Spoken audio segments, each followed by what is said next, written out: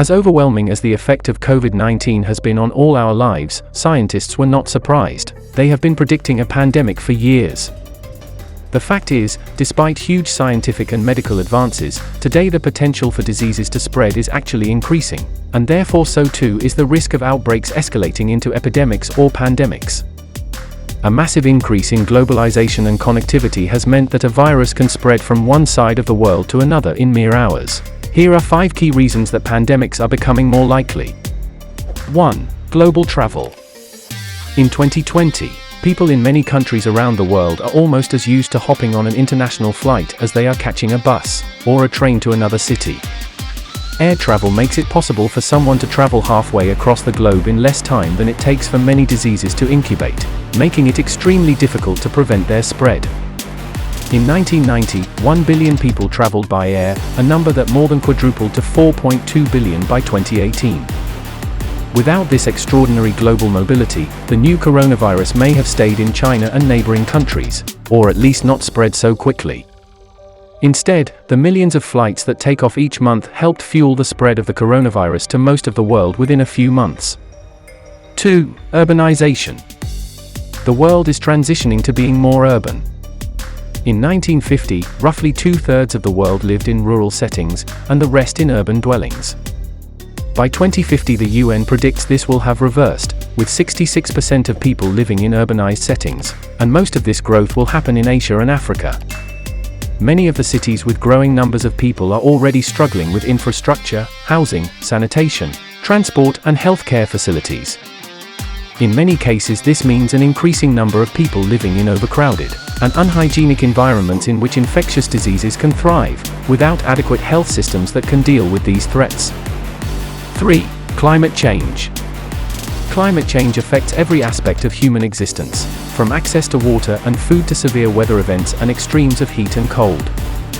It can also affect the spread of disease in a number of ways, such as by altering the natural range of disease-carrying insects, like mosquitoes. WHO estimates that between 2030 and 2050, climate change will kill an additional 250,000 people a year through the spread of infectious diseases such as malaria and dengue fever. An increasing risk of flooding, which can be brought about by more frequent extreme weather events, also means that outbreaks of waterborne diseases, like cholera and other diarrheal diseases, are also much more likely. The climate change is also radically changing where people live, with climate shock events resulting in significant human displacement, often leading to populations moving into already crowded cities or sometimes crossing borders into other countries. This can trigger conflict and an increase in the number of people living in refugee camps, where infectious disease epidemics can spiral out of control. 4. Increased human-animal contact. The way in which people and animals come into contact today is significantly increasing the risk of outbreaks of zoonotic diseases, those that originate in animals. When pathogens jump the species barrier, from animals to humans, their ability to spread and the severity of the disease they cause is a potentially lethal unknown. As people venture into new areas, because of population growth or displacement, in search of wild food or encroachment on the environment, they may enter into animal habitats that have never had human contact before. Many recent disease epidemics have originated in this way, and the ongoing coronavirus pandemic is suspected to have originated in bats, just as recent Ebola epidemics have. The national and international trade in wildlife also puts people in contact with animal infections, that can then spread from person to person and potentially become a pandemic. 5. Health worker shortages. A WHO report this year on nurses showed that the constant migration of nurses from low and middle-income countries to high-income countries has left many nations in Africa, Asia, and Latin America with too few nurses and other health workers to adequately care for their populations. These are also the regions where epidemic diseases, with the potential to become pandemics, are most likely to originate.